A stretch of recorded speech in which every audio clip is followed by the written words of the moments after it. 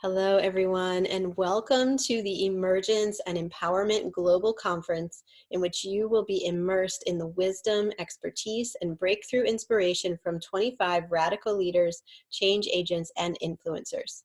I am Jocelyn Mercado, and I will be your host and the co-producer of this event.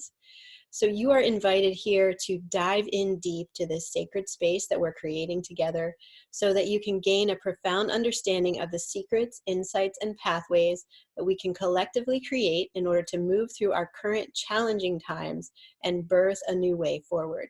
Prepare to be revolutionized and supported, body, mind, heart, and soul.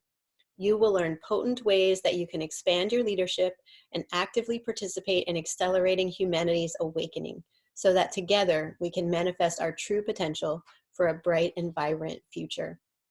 And today I am honored and excited to welcome Annemiek van Helsdingen. And welcome, Annemiek. Thank you so much for being a part of this event. Thank you very much, Jocelyn. It's an honor. Yes. Thank you. And so let me go ahead and share a little bit more about you so everybody can get to know you. Annemiek is the founder and CEO of the Academy for Soul-Based Coaching. The Academy offers coach training that is 100% aligned with the sacred feminine, deeply powerful and magical. Annemiek brings together 20 plus years of corporate change facilitation and executive coaching, 15 years of teaching coaches, and her priestess background. So this magic is deeply rooted in rigorous methodologies and brings about powerful real-life results. Soul-based coach training happens live online as she teaches coaches to create sacred space for powerful transformation for any client from anywhere in the world that has a decent internet connection. She is also happily married, the mom of an amazing 8-year-old, and a lover of strawberries. Wonderful. So, Annemiek, our topic for your interview today is where your leadership emerges in times of uncertainty, which is so relevant for us right now. I think we're all feeling this so strongly right now. So, can you begin by sharing with us what is leadership and what does leadership mean now? Because our whole world has just changed in the last several weeks. Yeah, gosh, isn't it so? So what is leadership? Let's start at the beginning. I think leadership really is about where does our guidance come from? So leadership is about providing guidance. And right now, as you say, the world has seen a profound shakeup and it's only started now. So with it, I think, there is very little that we can count on to stay the same. So how this is all going to affect our health, our financial well-being, our economic well-being, our communities, our way of expressing ourselves creatively, our human rights, our freedom, we don't know yet, but it has the potential to influence all of them, and some of them in a not so good way, others in possibly actually a better way. So everything's up for grabs in a way, and we're definitely in liminal times, as they say. We just don't know what direction to take exactly, and this is why leadership at this point is it's starting to take new shapes, because it's not what it used to be, because we have to deal with the fact that we don't know where we're going. And so when we don't quite know where we're going, where is that leadership going to come from, right? And I think that's one of the core questions that so many of us are dealing with at the moment, whether it's about how you get through your day, or whether it's about the bigger questions of how do our societies handle this. But that really is the core of the questions. And it's so tempting to go and look at, well, our political leaders should provide us with the way forward, or our spiritual gurus should, or our fill in the blanks. But it's just that nobody has these answers yet, and we're all in the process of finding it out as we go along. And so that means that we're all becoming leaders in this day and age, and that is a really exciting and also somewhat scary thing to realize, that really it is up to all of us to start finding our way in the situation. And it's one of those things where we go, oh, am I a leader now? Like, what am I supposed to lead? I'm not even sure I can get my 8-year-old through the day, and get her to do her homework. And like, these questions come up for so many people right now. And I think it's a really core aspect of what we're here to do right now, is Yeah. to face that. Yes, I had chills as you were speaking, and especially when you said, we need to be leaders now in a time when nobody knows what the plan forward is, and it's so true. And I think many people have been talking for many years about this. We know that the systems and structures in place, political, environmental, educational, need to be taken apart and rebuilt in a whole new way. And it's just incredible to see right now that that is happening very quickly. These old Yeah, structures are falling apart, and we are here, those of us who are here and alive and paying attention right now, we're here to rebuild. yeah, And it is such a huge opportunity because we get to choose now, what do we want to build and how do we want to do that. It doesn't mean it will be easy, but it's an immense opportunity. absolutely. And I think one of the things that comes with this unfolding is, I've seen like this huge wave of people jumping online and offering things that they didn't think were possible before. Schools, yoga teachers, singing, voice teachers, all of it.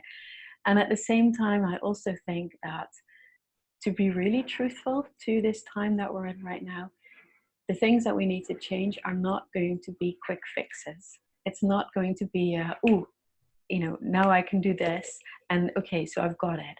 It's about also learning to be, because this liminal time is going to take a while. It's going to really take a while. So it's also about honoring that and knowing that it's beautiful to find new forms and new structures that we can start to build with, and to also realize that, yes, we're going to also be in periods where we feel fearful, overwhelmed, where we don't know, where it's really hard to get your child through the day and kind of feel somewhat sane at the end of it. So that is also part of this dance that we are in. And I agree completely. It's a time with tremendous opportunity, and it's probably the only way that we were actually going to take on this task of things, renewing things that, yes, we knew was coming. Um, but it's like, okay, let's also give ourselves a break, a rest, so that we can really start to build in each moment according to what is true for us right now, right here. Yes. Yes, and this is so important what you're bringing up, and I'm seeing this it's very interesting in how I'm feeling, and then how different of my clients are feeling as they navigate through this. And some people are like ready to go, ready to build right now, ready to be a leader. And some people are really needing the opposite of that, which is to go inward first. So I Yeah, think it's so important to pay attention to what you uniquely need, for all the people listening out there, because you may be called to be a leader right now by going inward first. absolutely. And that is extremely important then to do that in the way that intuitively you need to, and not to try to push and be like this external leader right away. Yes, because this is part of the paradigm that we are needing to break. This paradigm where we're pushing and trying to control and make things happen. The paradigm that we really want to step into is the paradigm of co-creation and allowance.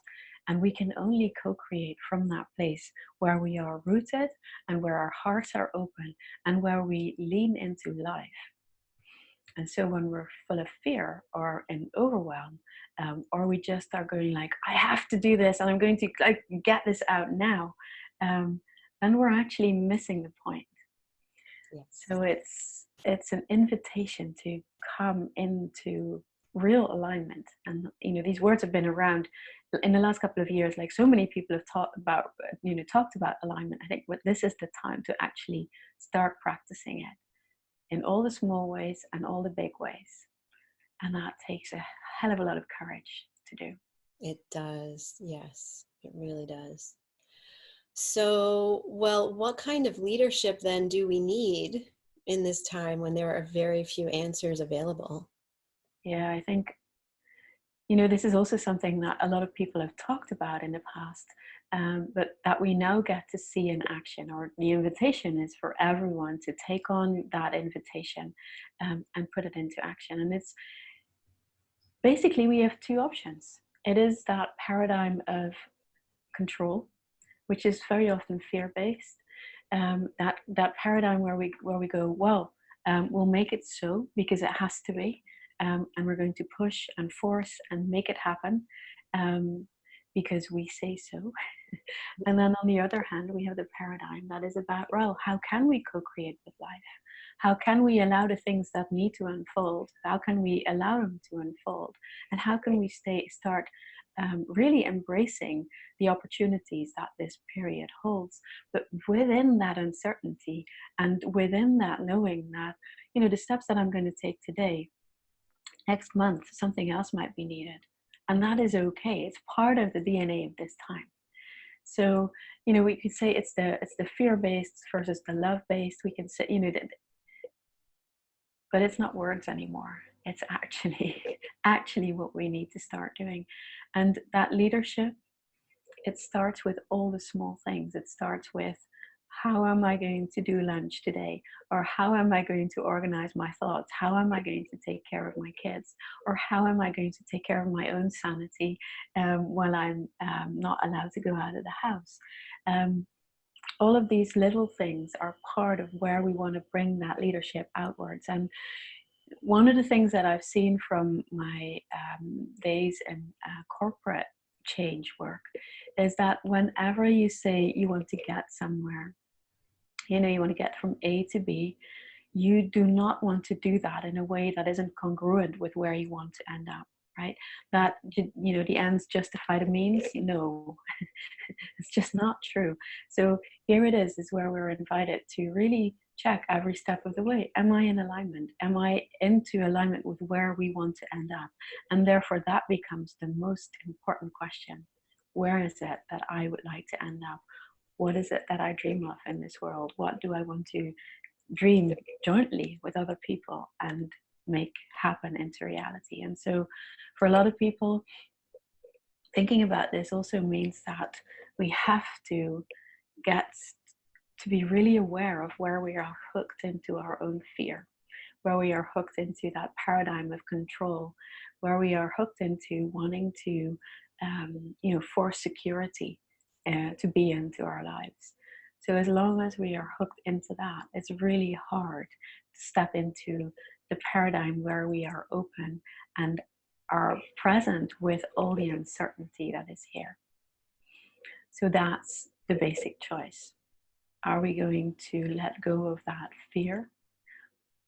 Are we going to actually embrace love? And love includes uncertainty. Yes. Yes, absolutely. I could not agree with you more. And fear and courage, right, are such a big part of this, because when we don't know, when all of our plans have just gone out the window, Yeah. literally, in the last several weeks or the last month, and we're dealing with this health pandemic, and the financial structures are changing significantly. There's a lot of fear that can come up. So I believe it's so important to acknowledge that. And do you, what advice do you have for how to move through that? Because it can be very easy to get stuck in the fear, and then you can't see. Yeah. Then you just where you want to freeze, get to. right? Yeah. Then we, we all know this. It's fear. What we do is we tend to freeze or fight or flight. So none of these are ways of co-creating with life. And as you say, fear is going to be around, because fear is saying it's not safe out there. Well, because we don't know what's going to be safe out there, it's just going to be there with us. And the really key thing is to make sure that Fear is not driving us all the time. So one of the things that we're offering at the Academy at the moment is a holding space for fear workshop. And that tells you a lot about how I advise to work through this, which is to really hold space for it, to allow it to be, and to notice my fear is like what at this moment? Because there's always more than fear to you.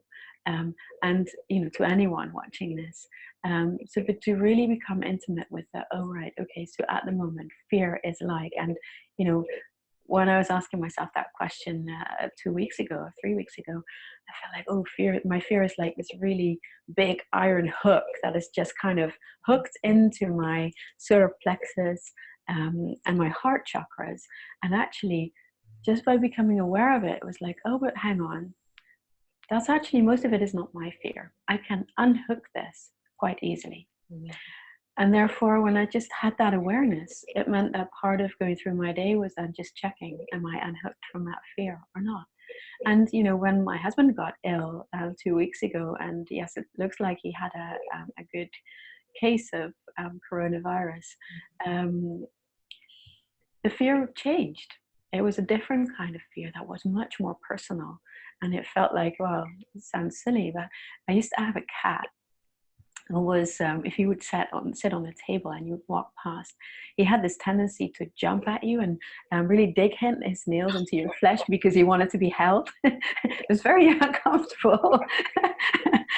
but, He's but very my direct in asking for that attention. yes, he was very good at us looking after his needs. But I realized that actually when my husband was so ill, that was what my fear was like. It was a big black cat like thing that was really, again, hooked into me, but more heart chakra based. And it wanted to be held.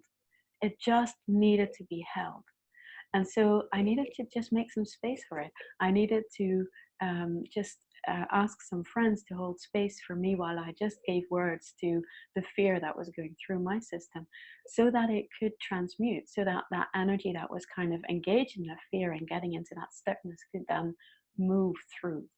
And that's the key point. I think when we start to try and push fear away, try to deny it, when we think we have to be productive and creative and be a leader right now and be out there and show ourselves and whatnot, then we are actually making sure that fear moves into the basement and it can really wreak havoc on us there. So we really need to stay eye to eye with it, because it's uncertain times and because there are no quick answers. Um, Fear is going to be a player. It's going to just be one of the people, one of the parts of us that's on the table. And so is our courage. So is our love. So is our joy. So is our um, happiness. So is our, there's so many. So is our grief. So is our worry. So there's so many things that are part of what makes us a human being, and it is time to actually allow that to happen. And I think that's one good thing that comes from this crisis that we're in right now. It forces us to pause, because we were too busy before. We were too busy to pay attention to all these different things that needed attention in ourselves. And so that's the first thing that we need to do as leaders right now, is to make sure that we have space to come back to ourselves, to hold space for ourselves, for everything that's inside of us, and to act from because when we do that, we start to really connect to our source, to our own knowing, to whatever it is that is your word for what is higher or more involved than us, or whatever the words are. For me, that's goddess. From that place, that's where we can find our aligned action. And from that place, we can always know what the next thing to do is, that first step. And I think this is the key in moving and navigating through these times, and then also be a leader in these times for yourself and maybe also for others, is that we dare to just take that next one step. Just that next one step. And that is always available to us. Yes, I love that. I love that. And yes, just to acknowledge that you can be a leader and you can be on this emotional roller coaster ride that we're all going Hell on. yes. And that is how it needs to be right now, honestly. Yeah. Yeah. And this is not something that we valued in leaders before, right? collectively we've seen leaders as the ones who had it all together and had it all figured out, and that could just show us how to do it so that we would also be like healed or done or whatever the words are. But now we need to really see that actually um, the leadership that we want to look for is the leadership that embraces that liminality, that embraces vulnerability, that is okay with falling apart one day, because they know that from the falling apart is, it's where the phoenix rises, right? It is truly where the next step is going to come from. And that is scary because we haven't seen each other do that. It's something that we do behind closed doors usually. Yeah. And I'm not saying just post it all on Facebook or just broadcast it all out into the world, but talk about it at least once it's happened, when you're kind of in this place of more calm about it. Mhm. It's so important that we see how we move through these times. Yes. So, what is needed? I think you've told us some of these points already, but what is needed for a new paradigm leadership? Yeah, I think so. There's a lot of things that we can tap into. I think the really interesting thing is that when I look on my personal life, last 10 years, I've been going through this liminal space, big time. But it was on a personal scale. It was on me and my life and my place in the world, my ability to make a living, but also to be of service. Um, Everything was up in the air for quite a while. It was deeply scary, and there was I had no mold. I didn't have a, well, this is how you do it. I had to really work it out step by step. And I think for a lot of us, when you look back, you'll find that actually you have been training quite a few of the skills that you need now. And so just going back and going, oh, okay, wait a minute. Maybe I am actually prepared for this to some degree. I mean, we can't be prepared to the degree where we have it all figured out, because the nature is that we're on a journey together here, big time. And so what are the things that we need for new paradigm leadership? Well, we start with our roots. We really want to make sure that we have good, solid roots. And I can tell you a little bit more about that in a moment if you like. But also, we need our wings. We need to really tap into our dreams, our visions of where we want this to go for ourselves, our families, our communities, even the full collective. Where does it want to go? And then there's a piece that is about, so how can we make sure that we act in alignment with our inner truth? And that is an unraveling, an undoing, and unlearning of a lot of the things that were, that we were brought up with, or that were installed in us, or whatever your worldview around that is. But learning to go back to what is that inner truth, and shedding a lot of layers of ego stuff. And again, that's something that a lot of people have already been doing, but I promise you there's going to be more. Yay. But it also means that every time that we feel uncomfortable, there's an opportunity to peel off another layer. And really that is where the compass comes from. And then there's other things like courage, as you say, community, so incredibly important. But I think these are key pieces that go into new paradigm leadership. Yeah. Yes, yes. Thank you for this. Can you tell us more about the roots? Yeah, absolutely. When I when I had my astrology chart read for the first time, it was like I was like 50% water, 50% air. I think there was 2% fire in there somewhere, but Earth is like zero, like nowhere. And so something about making sure I was grounded and rooted wasn't something that came easily to me. And I see that in a lot of the people that I work with. Not in all, but it's something that happens more when we're talking about healers. So one of the things right now to really help you root is to make sure that you get plenty of rest. And it's really, in a way, the partial quarantines and things like that are helping us do that. On the other hand, when I look at what happens in my household, is that there is a lot less rest than there used to be. So it's important to give yourself the rest that you need so that you can feel that your body, your immune system are rested and are ready to take action. And it really is okay to rest until you feel that there is an impulse that's driving you forward, which isn't fear, right? Um, and so that's where we have to start now, I think, with resting. Um, Another part about, well, we all know about meditation and that we can put our energetic roots down into the earth. Like all of these are really good things to do. And I think there's another part to this right now that's really important, which is that we're allowed to feel good. We're allowed to feel good in our bodies.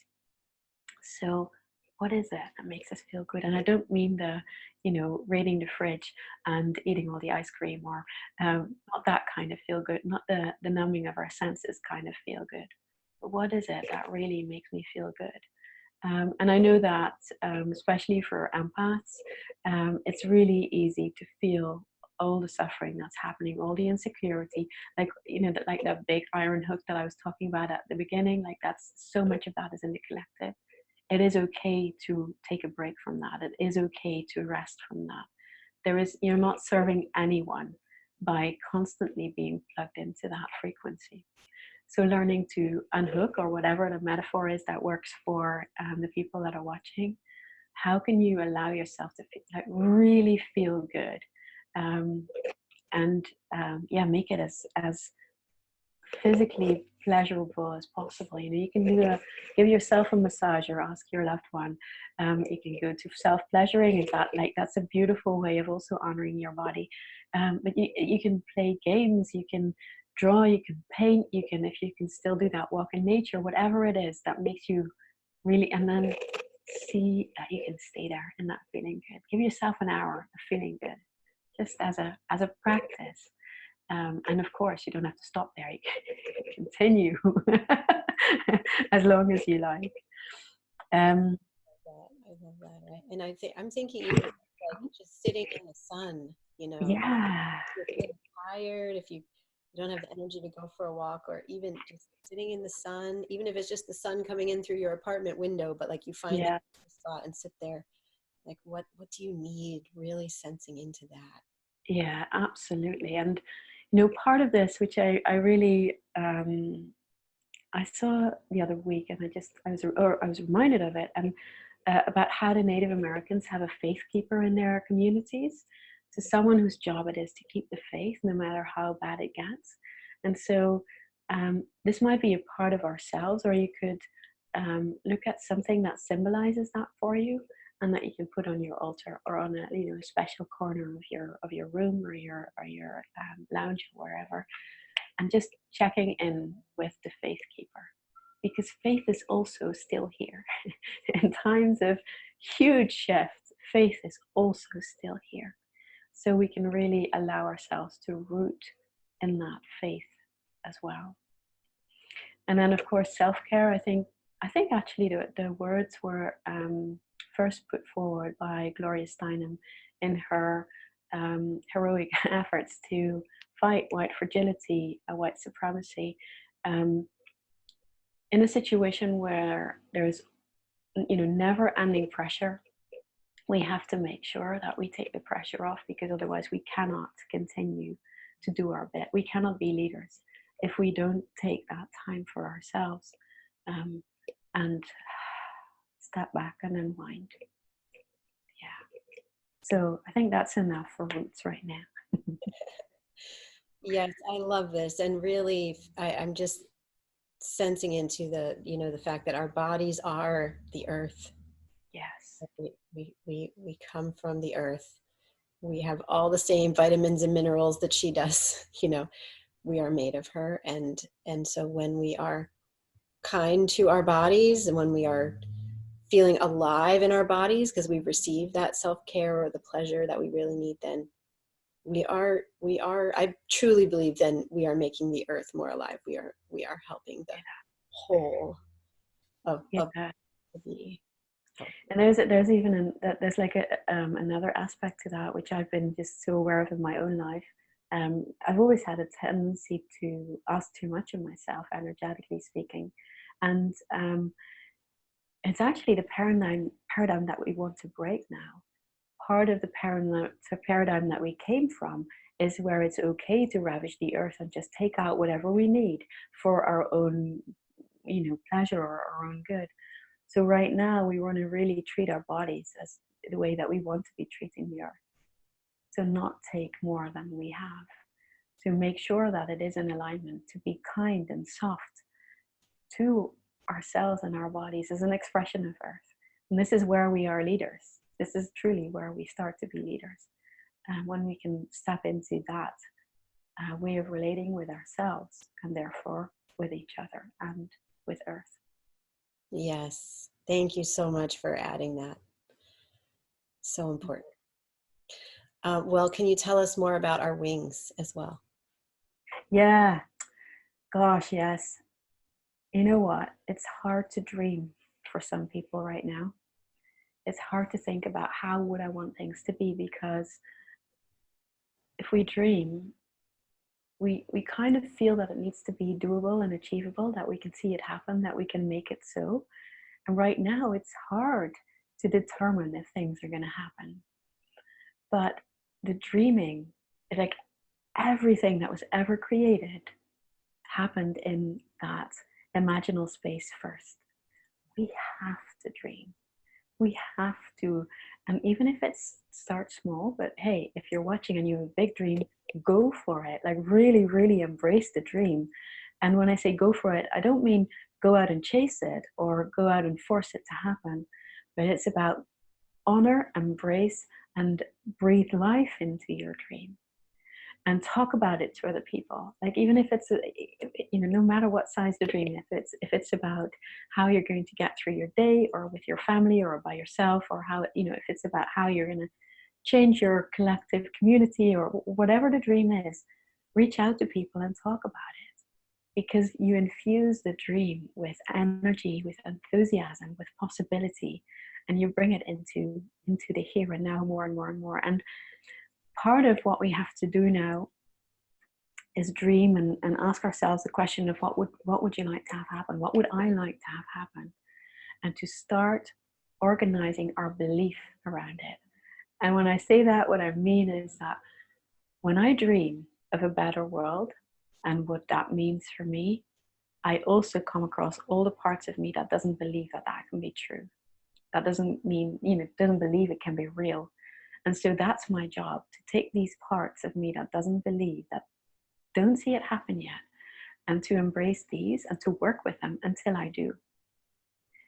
Because that's how we change things. When we really, really, really embrace our dreams. And when we do that, we're going to take aligned action, because there's no way that that dream is not going to come true. But it needs us to really, really embody the dream. And this is a practice. So it's not a on-off switch. It's not like oh yeah, I believe in it now, so now it's done. This is an ongoing thing where like, okay, am I still connected to the dream? Has the dream changed? It can happen easily in these times. So has the dream changed? How has it changed? How do I want to align myself with that? How can I, what obstacles do I see today? And what can I do with them? And one of the really quick ways of working with these beliefs is to use the Ho'oponopono prayer. It's a really quick way of releasing the energy that is stuck in whatever other emotion or entanglement that we have inside ourselves. So it's the I'm sorry, please forgive me, thank you, and I love you. And to say that as often as it takes to really start to feel that, yes, you can believe in that dream. So that's a quick way of healing. And that's when the aligned actions are going to come. And you don't have to be ready. You don't have to know how it's going to come together. The aligned actions are the one first step. It's the one step that is clear right now. Yeah. And if that first step is to take the afternoon and have a nap, cool. And that's the first step. And that is already building towards the dream. If it's about reaching out to someone, there's so many ways in which a first step can be taken. Yes, I love this. And this, idea of cultivating the dream and allowing it to grow. I feel that right now, especially at this time, we can be really creative and outside of the box. So if you have ideas that you've had for a long time and they seem way too out there, or if you have an idea right now but it seems to you like this would be crazy, I could never do this, just let it grow. Just really, like, this is the time, because Yeah. you need to build things in a completely different way. And so many more people right now, it, to some extent as a result of this pandemic, and that we're all being called to shift our perspectives, but it was even happening before that. So many people are waking up to their intuition, to deeper levels of spirituality, whatever that means for the individual, opening up to more magic, more possibilities for healing. So yeah, if you have an idea that seems too far out there, keep your idea and let it grow, because we need it right now. Absolutely. Yes, absolutely. Yeah. Glad you're saying that. And there's this thing about it's spring, right? So this is like the time to start looking at, so what dreams are like putting their heads out of the earth, is like showing themselves. And they don't have to be in full fruition right now. Maybe if you've been listening and you're sitting on something that you've been sitting on for years, yeah, jump on it, like go for it, just get it out there, be like the first flowers of spring, like bright and like shining, and like, yes, go for it. If you feel like there's something small starting to unfold right now, like the leaves are just coming out of their buds, it's like, give it time. It doesn't have to be summer right now. You have time. There is weeks to go. It's not going to all be over. It's not like you're going to miss your window if you allow it some more breathing space. But in the meantime, do embody the dream. That's how you're really cultivating it, and that's how you're starting to really give it juiciness and aliveness and shakti, like life energy. Yeah. Yes, yes, yes. Beautiful. Well, I have one more question for you then, before we close here. So can you tell me, you spoke a little bit earlier about our alignment to inner truth. So can Yeah. you share a bit more about that, and how can we really practice that? How can we really embody that? It's such a good question. And I think the answer to that is part of um, all of the mystery writings and all of the world religions and philosophies are about. Um, but my simple answer to it is that um, all of us, a deep soul knowing of who we are in this world, what we are here to do. It's not the know that is this kind of knowing. So it's not always easy to put into words, and it doesn't have like neat paragraphs and titles for the chapters. But there's a really clear knowing that comes through our souls, and the easiest way to connect with it is through our bodies. So to really be and allow ourselves to be inside our bodies, and to check, because we all have a really a gut sense of, is this right for me or not? And this can be like, should I put whatever chocolate on my, what is it, coconut spread on my bread or not? Like we all have like an inner like yes or no, and not the sugar crave, but that deeper knowing. We have that about all the things in our lives. So learning to know what that signal is for you, like that's a really important or a really useful first step to take. Another part of it is that it's so good to find your practice that brings you to that knowing. So for me, I know that when I go for a walk in the woods, it brings me really close to that. Not because I start to think about stuff, but because it helps me to sink into my body, connect with the earth, connect with all of life that is surrounding me, And there I just know things. I know what my next steps are. Five Rhythms dancing is a similar practice for me. It really connects me with the core and essence of who I am. And then from soul-based coaching, another way that you can really easily do this is to hold space for yourself, which is a way of allowing everything that is present in the moment, which is, all the crazy thoughts, all the emotional roller coaster stuff, all of it. And underneath that is something else. And that's where you find your soul knowing.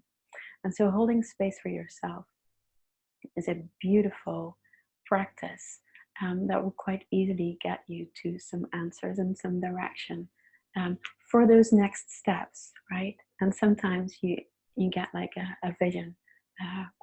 Look at that. That's how the Academy for Soul-Based Coaching came to be. It was step, step, step, and then there was this vision.